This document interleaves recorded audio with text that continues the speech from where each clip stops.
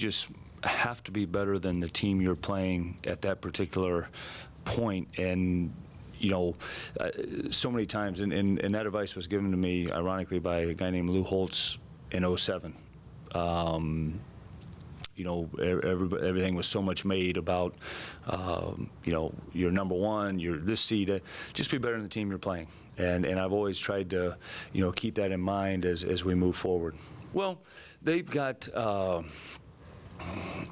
obviously, a very, very good basketball team. I mean, that team got, or that league got 2 teams in, Iona being an at-large team.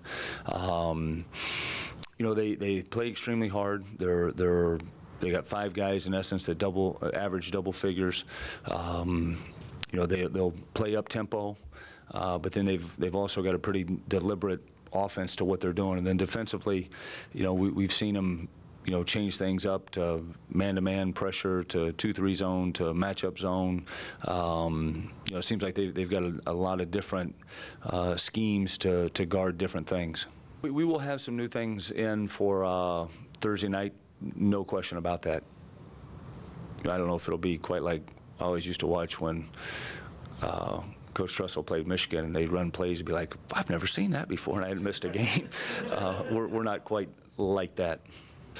In this game, there may be a few more secrets than what you've just done for 21 games, because the funny thing is when you go through a conference season and let's say you're watching the 3 previous games leading into your next opponent, you're seeing so much of those teams, so that everything's kind of out there for you to see, and the number of times you see a team. In this perspective, I think a lot like us, we've got 7-8 tapes on Loyola.